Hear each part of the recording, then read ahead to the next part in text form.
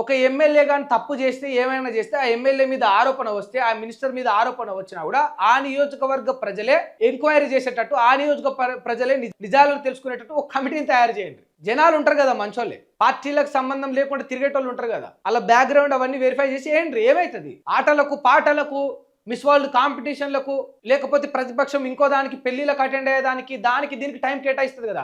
ప్రతిపక్ష నాయకులైనా అధికార పక్ష నాయకులైనా ఓ నలుగురు ఉన్నోళ్ళైనా 8 మంది ఎమ్మెల్యేలు ఉన్నోళ్ళైనా సరే, అందుకే మేము ఏమంటున్నామంటే ప్రజల కోసం టైం కేటాయించుండ్రి. ఎట్లా రారో చూద్దాం, అవినీతి ఎట్లా బయటపడదో చూద్దాం. ఏమైపోయినాయి ఇవాళ హౌస్ కమిటీ చేస్తే అందరి మీద వేయాలి. గొర్రెల పంపిణీలో కేసీఆర్ మీద వేయాలి, కరెంట్ ఛార్జీల విషయంలో వేయాలి, కాళేశ్వరం విషయంలో వేయాలి, అన్నిటి మీద వేయాలి, ఫోన్ ట్యాపింగ్ లో వేయాలి.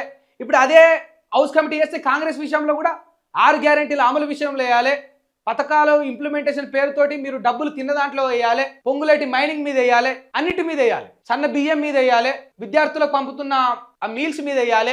అందులో కూడా కాంట్రాక్టర్లకు కమిషన్లకు కక్కుర్తిపడి నాణ్యం లేని ఫుడ్ను వాళ్ళకి పంపించి వాళ్ళ ప్రాణాలు తీసుకుంటాం. హౌస్ కమిటీ కానీ వేయాలని వస్తే మీరు ప్రవేశపెట్టిన ప్రతి పథకం మీద, మీరు ఇంప్లిమెంటేషన్ చేసిన ప్రతి దాని మీద వేయాలి. ఎక్కడ అవినీతి జరగలేదు, ఎక్కడ అన్యాయం జరగలేదు, ఎక్కడ దోపిడీ జరగలేదు. నేను ఆన్ స్ట్రేట్ ఫార్వర్డ్ ఒకటే అడుగుతున్నా. 119 మంది ఎమ్మెల్యేలు ఉంటే 119 మందికి 119 మంది ఎంఐఎం, కాంగ్రెస్, బీఆర్ఎస్, బీజేపీ ఉన్న ఒక సిపిఐ వాళ్ళందరూ బయటకు వచ్చి మీరు ప్రమాణం చేసి చెప్పండి, నేను నిజాయితీ పరుని, నేను ఒక పెన్ని, ఒక్క రూపాయి కూడా నేను అవినీతికి పాల్పడలేదు, అక్రమానికి పాల్పడలేదని. ఎస్, ఇదే నా సవాల్. మీరు హౌస్ కమిటీ అడుగుతా ఉన్నారు కదా, హౌస్ కమిటీ వేస్తే మేము అందరం కూడా ఎంక్వైరీ చేస్తాం అంటే మేము అందరం దొంగలేమే, మాలోని దొంగని మేము పట్టుకుంటామని అంటున్నారు కదా. అటు కాంగ్రెస్ వాళ్ళు, ఇటు బీఆర్ఎస్ వాళ్ళు, రేపైతే బీజేపీ వాళ్ళు.